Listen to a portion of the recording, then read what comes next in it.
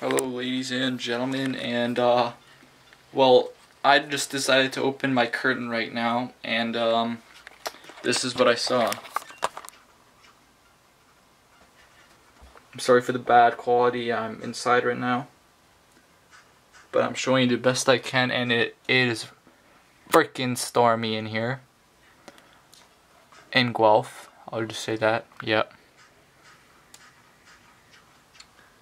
And it's spring in Canada.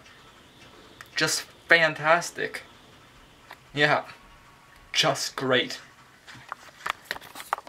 Let me just show you that one more time.